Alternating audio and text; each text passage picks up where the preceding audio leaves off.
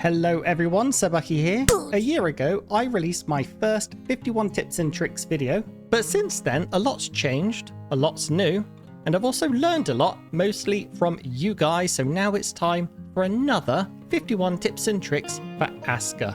But there's going to be more, probably. Always begin your playthrough by turning around, pressing V for the emote wheel, and then waving to the big scary monster. Everyone has their own routine. This is mine. What's yours? Don't forget to pick up the 5 Jotun blood from these shipwrecked crates. Yes, people have forgotten and asked me, so this has made the list. Don't sleep on Driftwood, not only because you're going to get splinters, but also with the other context, it's a really good source of early game sticks. Each driftwood pile yields 4 sticks, which, to put into perspective, a young fir tree drops 5. And on top of that, they respawn. So these are super fantastic. Definitely consider putting some flags down along the beach and having at least one of your woodcutters prioritizing sticks. This certainly takes the edge off that dreaded stick shortage we all feel around the time we're building cottages or anti-smolker fences. No! Go away! You can change the color of the resource highlighter by going into the game menu and scrolling to the bottom of gameplay settings. Hot pink is a community favorite because it helps make things much easier to see in both the snow and at night. Plus, seriously, who doesn't like hot pink? Also, while you're here, if you're not a fan of the new green fill color that was added in the Seaborn Raiders update, then go ahead and change your selection fill color to white, and then the selection saturation, drag that all the way to the right. Much better. And one last thing while you're here, do yourself a favor and turn on no bothering villagers, and then hop over to the audio settings and turn down eat and drink. You'll thank me later. In my previous 51 tips video, I recommended settling between the coast and a cave in what I called the Goldilocks zone, so villagers never had far to travel for either thatch or iron.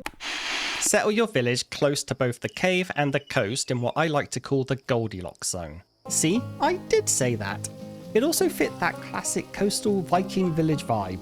And although coastal villages are still 100% viable, we can finally update this settling advice because a new lake biome was added back in update 8, and it comes absolutely packed with fish and reeds, finally making inland villages just as viable as coastal ones. The Goldilocks rule still applies, however, just be sure there's a cave nearby for that all-important iron. You can give your village a name by renaming your Eye of Odin. Consider also renaming your buildings so that you instantly know where to go in the event something is being attacked. It's much easier to know where Grimm's Smilking Shack is than Longhouse number 7.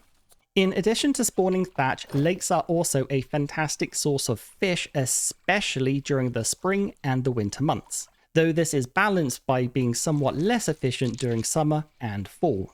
There are currently 3 fish that you can catch in the lake depending on the season.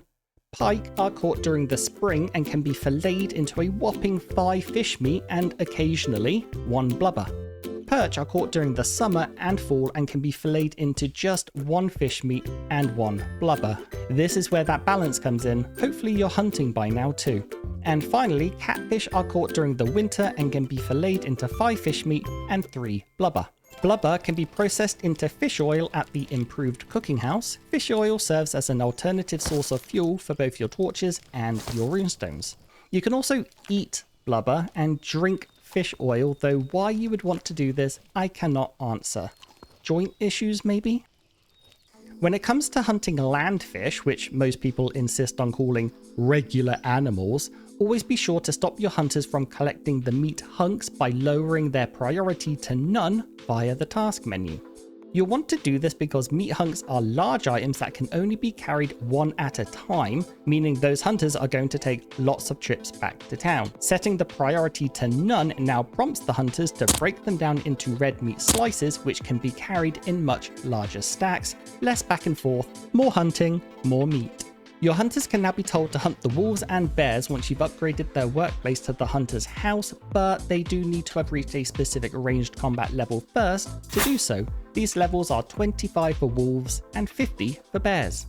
Make sure they have access to at least longbows and some decent armor, since they now will prioritize upgrading from their linen clothing. Bone-tipped arrows are just fine, and I maintain that iron-tipped arrows are a colossal waste of resources, a hill I will die on, probably. And finally, be sure to put them all on the same schedule so that they head out together, as this is a scientifically proven way to reduce the odds of accidental maulings. In the original 51 tips video, I mentioned the importance of getting a year-round flax farm up and running as soon as possible, which is still 117% the case, but what I didn't talk about in that video was food, so here are my best suggestions to help maximize your harvests.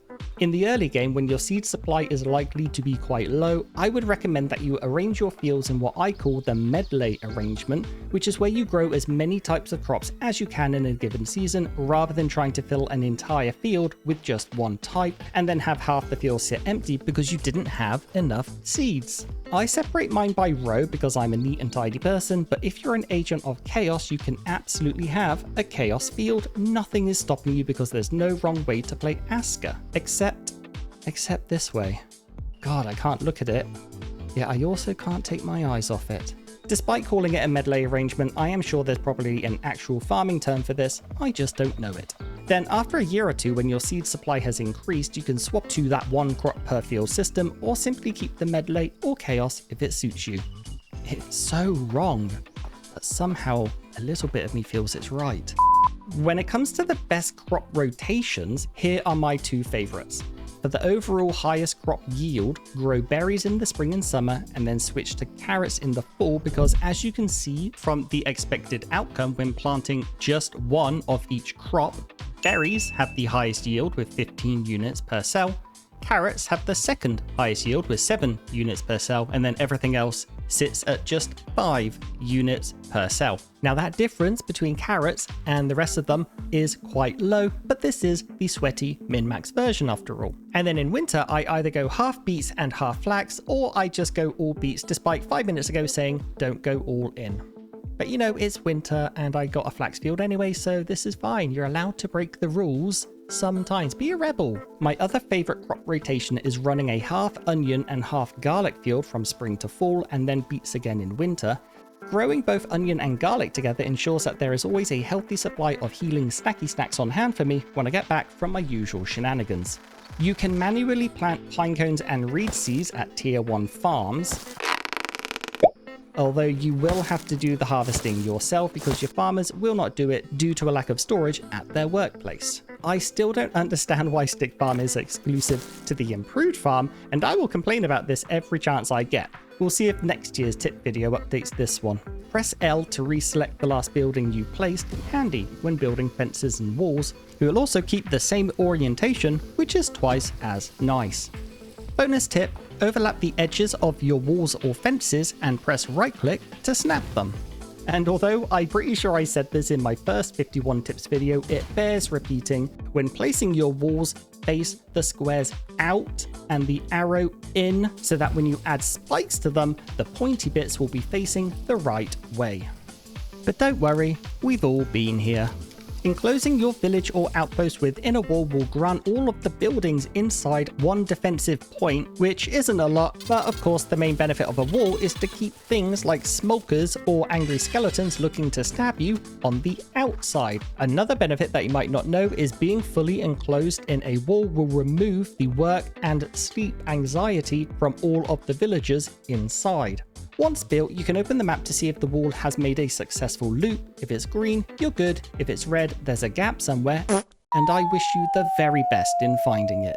Just kidding, rebuild these areas here with the warning signs and just try to wiggle them a little bit closer than they were before. Woohoo! Yule trees are a great way to boost the area desirability score of any nearby houses. The first one you build will provide a whopping 50-point bonus, and you don't even have to decorate it. Now, before you go ahead and spam hundreds of these festive firs all over town, you should know that diminishing returns are a thing, and each new one you build will provide a smaller and smaller bonus. But definitely go ahead, build a couple near each house for that initial upfront benefit. Side note, always be sure to hover over your housing scores to see where they are drawing their positive and negative modifiers for, and if you don't see a Yule tree in there, you know what to do. Just build one. If you are seeing a warning that some of your villagers are unhappy, you can actually click on that notice and the affected villagers will pop up on the right. And from here you can click into their character to see what the fuss is about, and then take measures as you see fit. They ask how you are, and you just have to say that you're fine and you're not really fine.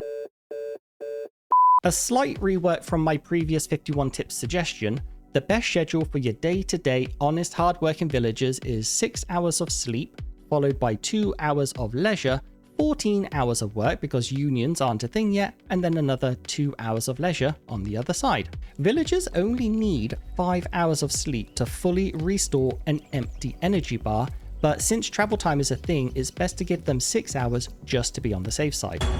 Leisure time is that time the villagers use to tend to all of their needs such as eating, drinking, and whatever the heck that was about. Allowing them 2 hours both morning and evening gives them plenty of time to fulfill these needs, after which they can enjoy a nice sit on the dirt. And as always, once your village is on the larger size, consider duplicating the schedule and then offsetting it by a couple of hours so that everyone doesn't wake up at the same time and cause queues at the well or the cooking house. And to take you out of the game for a minute, it actually really helps your computer load. So if you find that your computer is struggling at any time, doing a staggered work schedule could actually alleviate some of that processing. Oh, bugger, overheated again. When it comes to your best trained archers and warriors for village defense, put them on the following work schedule to make sure that they are always on duty and at their stations for when bloodmoons and invasions start. Leisure 2 PM to 3 PM, work 4 PM to 5 AM, leisure again 6 AM to 7 AM, and then sleeping from 8 AM to 1 PM.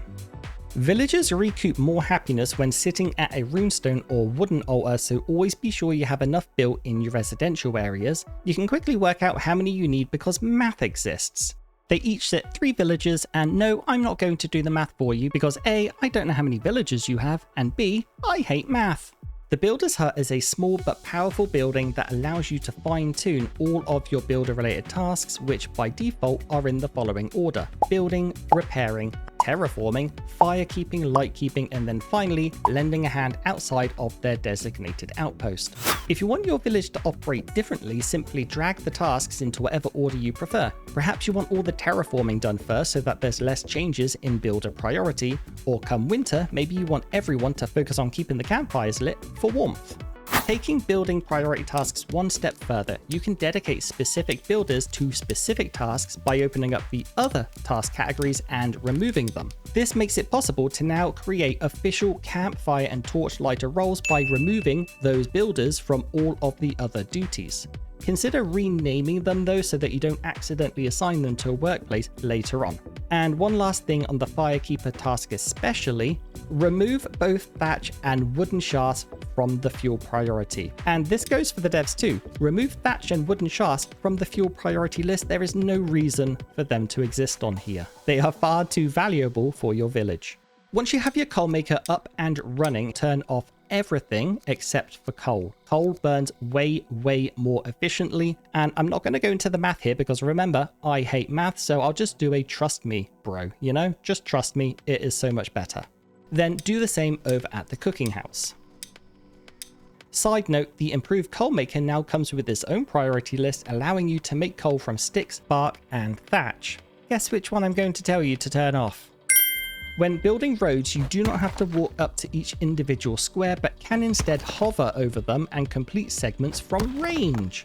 No other building site does this, sadly. Hopefully it's not a bug, as it's quite convenient. It's a bit fiddly, however, and sometimes it may feel that there's only 1 or 2 pixels you're supposed to aim at for it to work.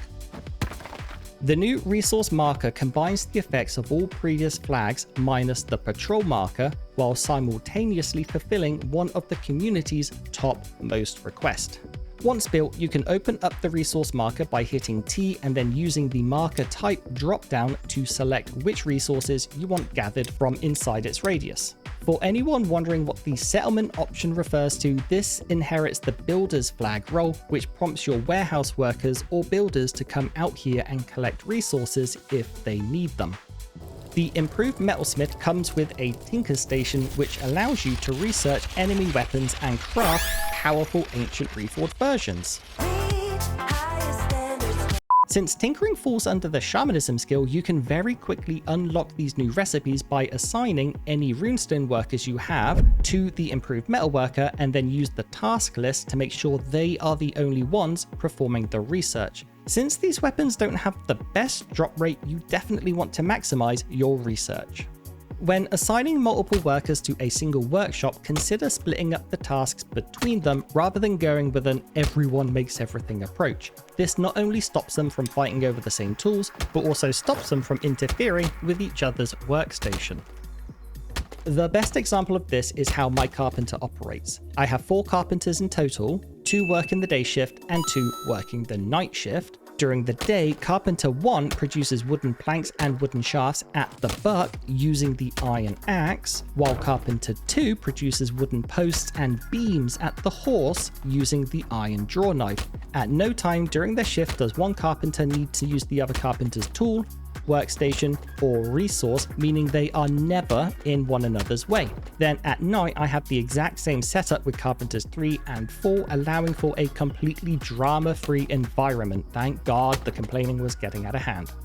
If this is what your carpenter looks like after a couple of days of running, go back to the improved coal maker and prioritize the burning of bark. It's not as efficient as firewood, but it will clean up this mess nice and quick. If you're not quite there yet with the improved coal maker, then just have a warehouse with dedicated bark storage, and then every once in a while pay it a little visit and then turn all of the bark into fiber by shift clicking like an absolute maniac. All the fiber you create will go directly into your bag, which you can do whatever you want with it. That's my blessing to you. Whatever you want with that. You want to make a nice little coat or something, go ahead.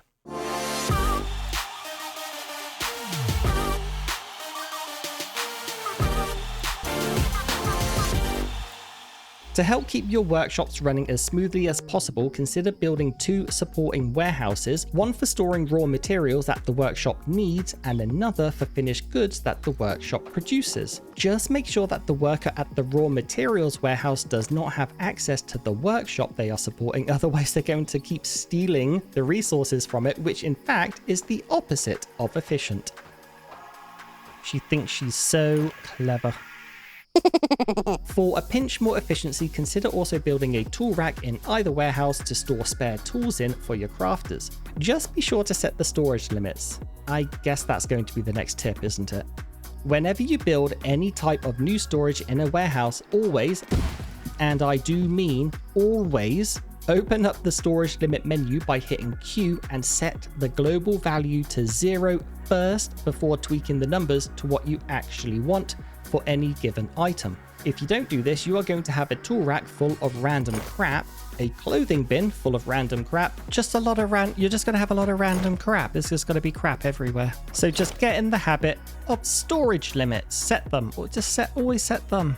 Please note that undiscovered recipes do not appear on this list, meaning that when you do discover things like iron armor or iron shovels or reforged weapons, any storage bins that you've built already where these items can be stored now will ask for the maximum amount of them. Yes, this is super frustrating. Yes, having storages be built with 0 limits automatically would be amazing. No, there isn't a mod for this yet. Mines are now filled with crawler eggs, which can be harvested for resin, crawler slime, maggots, and crawler sacks. These eggs respawn once every few days when the season changes. Once you've upgraded your cave to the house version, you'll be able to direct your miners to gather these items, but they will need a knife in order to do so, so make sure they have access to them.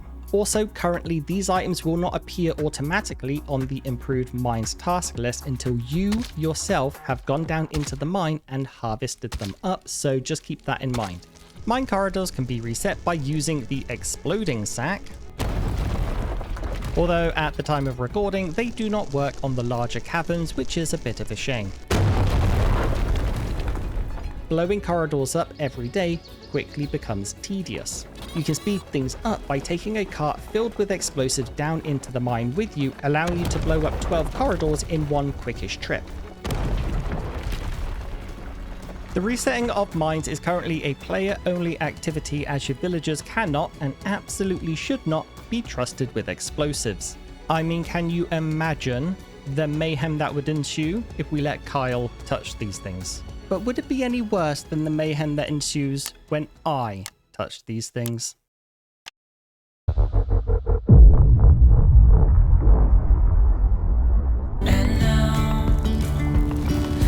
something in the air, and a sparkly shimmer on our skin. Dreamy, breezy, we go. Easy, easy, beyond gravel, beyond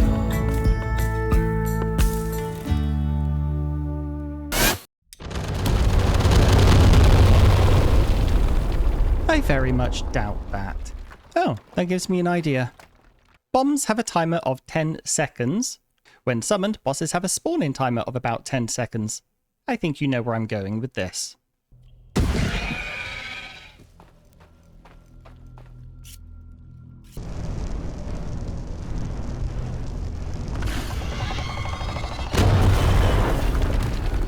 You only need 4 to 6 bombs to take out a boss, so if any of them are giving you a bit of trouble, blow them up. After building the Proud Chieftain's hut, you can assign up to 3 villagers to a personal party. These Warriors 3 not only help you fight, but you can have them perform certain tasks for you by hovering over things and then pressing shift to open the party interact page, and some of their interactions are genuinely helpful, truly. You can order them to pick up items from storage like these wooden planks and then deposit them into any nearby carts. You can then order them to grab the cart, which they will then drag along with them as they follow you around. It's a little wonky, but it gets the job done. I use this method to deliver 4 carts of refined wood to my harbour build site rather than having to make 4 trips back and forth myself with just the 1 cart. The absolute best thing that this party system can do though is act as a pseudo corpse harvesting job, because the devs refuse to give me a corpse harvesting job. The setup for this is pretty easy. Just give each member of the party a hammer, a knife and a pickaxe so that they can harvest all of the skeletons, wights, jumpy boys and draugr. You could also give them a wood cutting axe as well, and they can go on tree stump harvesting duty too, because that's always incredibly boring too, and I don't want to do that either. In addition to, or perhaps instead of, going around with a bunch of Kyles, you can have dogs in your party, which is probably a huge step up, although they're not going to harvest any corpses for you. Actually, scratch that, they will tear apart the bodies of any animals they killed to get the food if they're hungry. You can assign dogs to guard buildings, and don't worry, they're not going to eat the smokers. You can also assign dogs to protect both carts and people, which is a fantastic way to protect any market workers who have a long way to go, or hunters who might go past dangerous territory. Assign 6 female smokers to a pen to maximize your smilk production. Female smokers are the hornless ones. You can also assign 6 female shicklings to a pen to maximize your egg production, as eggs produced by the male dodos are in fact not eggs. Female dodos are the ones without a horned beak. To maximize your cheese production, follow these steps. At your gatherers' houses, set the priority of mushrooms to high. They only spawn when it's raining, so you want your gatherers prioritizing them as soon as they become available. Next, open up your cooking house task menu and deselect mushrooms from the filler list. Then when it comes to smilk, the general rule of thumb is about 2 pens per cheesemaker, just again filled with 6 female smokers only, so that they are only producing smilk. And while we're talking about mushrooms, if you eat a regular mushroom, well, nothing much happens, it just fills you up. When you eat a raw yellow mushroom, you will begin healing in reverse, so be careful about that. If you eat about 4, you will die. But when eating a grey mushroom, you will still go on the same trip as when you ate the yellow mushrooms, where you can taste the colour purple and smell shapes. But this time, when the duration ends, you will heal equal to what your current health is, making grey mushrooms the single best healing item in the game if used anywhere over 10 or 15% health, or the single worst healing item in the game if used at 1%, as you will literally heal for 1% health. Given the time needed for the buff to expire and the heal to take effect, I don't know what the practical applications of healing via mushrooms is, but it sure was fun. You can use watchtowers to remove these annoying little rocks and save yourself a few bombs. Ah, much better. Now my toilet is in the perfect place. Although I like to keep mine for the aesthetics, if you wanted to get rid of the big rocks, you do still need bombs. You can manipulate enemy pathing by building trenches and earthen walls around your village, thereby forcing attackers towards heavily defended choke points. To make a trench, simply find an area of ground that is lower than the height of your village and then extend it out using the landscaping tool.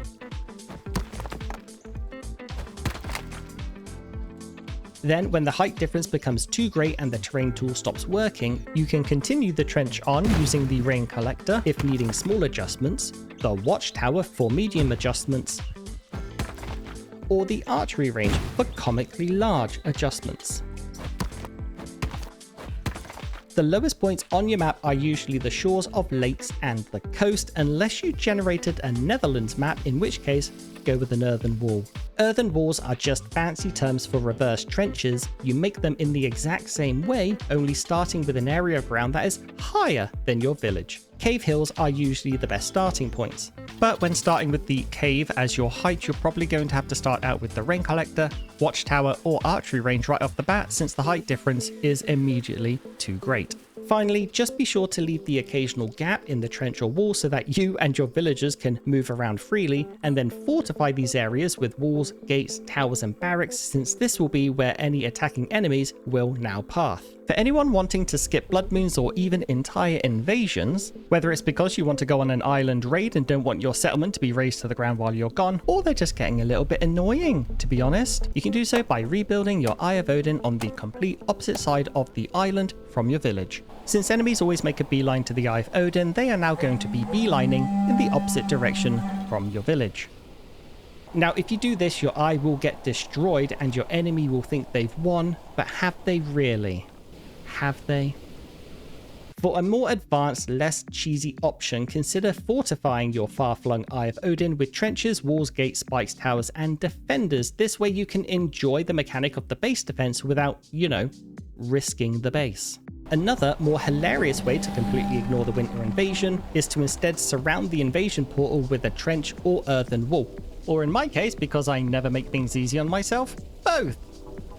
Hey everyone, Editor Bucky here. It's currently 2 o'clock in the afternoon on the day after the invasion, and they are still here. So Sir Bucky told me to tell you that he got a little bit bored of waiting for them to despawn, doesn't know how to end the invasion. I'm assuming you could probably just take them all out one at a time using a bow, or if your wall is particularly high, drop some bombs on them. But for now, I'm going to move on to the next tip because I really don't know how long these guys are going to hang out for.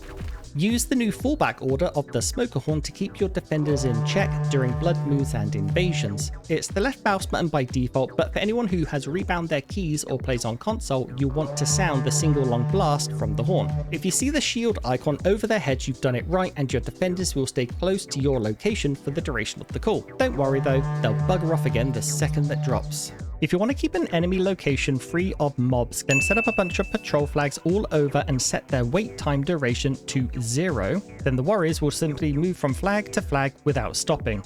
This is a great way to protect your market routes.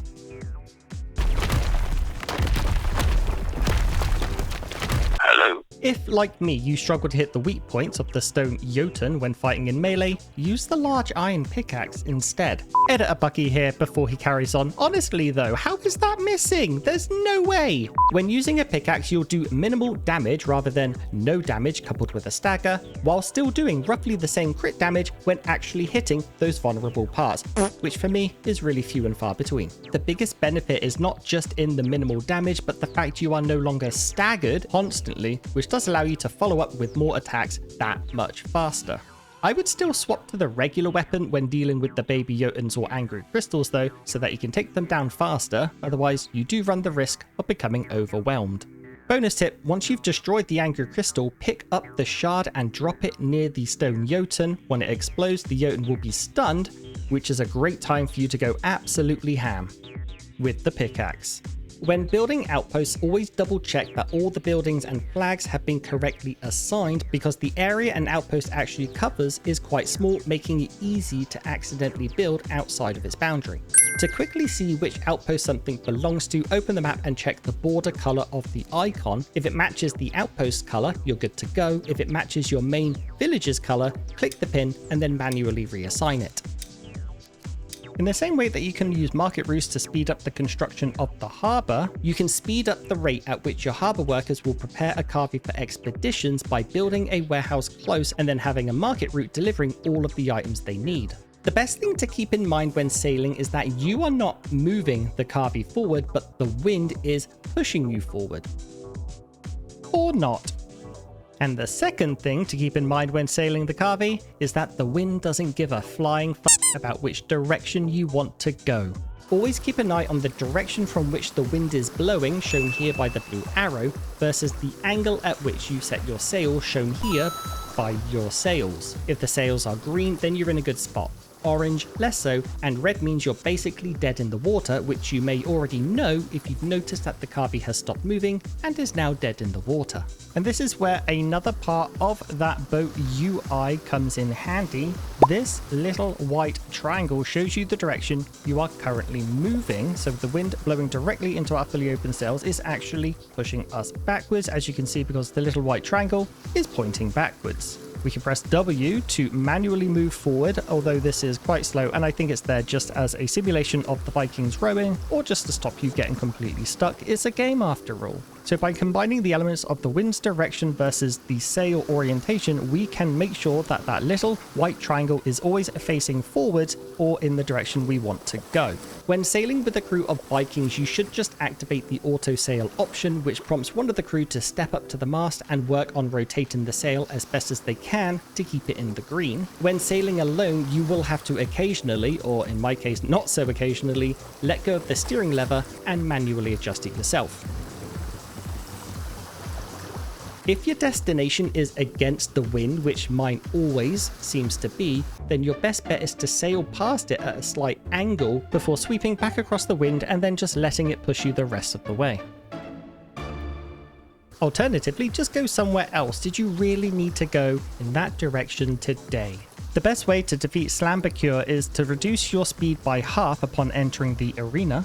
This not only stops you from accidentally sailing out and therefore resetting the fight, but it makes the dive bomb so much easier to dodge because this is always telegraphed slightly ahead of where you're going, so sailing at reduced speed gives you plenty of time to stop and turn as needed.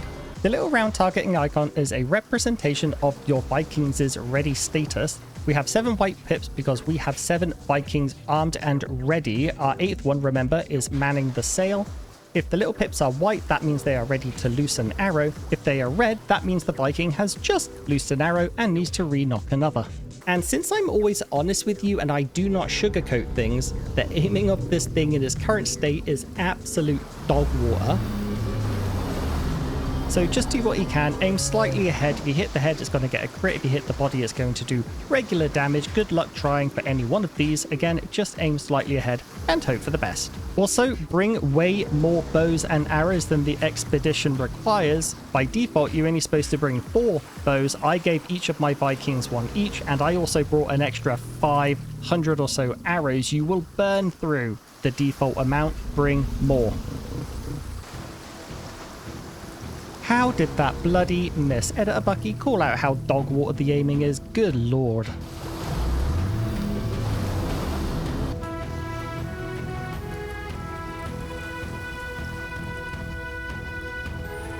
If you lose your fight with Slambakur, you will become shipwrecked. Again. But more on that in a couple tips. When it comes to finding islands, I don't have any tips. Anecdotally, from what I've seen, it does look like that the small islands tend to, not always, but tend to be clustered in about groups of 2 to 3. But again, that is just anecdotal. Your best bet is to sail around until you hit these small islands, which have exploration towers on, which when activated reveal the location of other nearby islands. Maybe the next one is a desert or marsh island, or another small island with another exploration tower. But it's probably just a small Jotun, isn't it?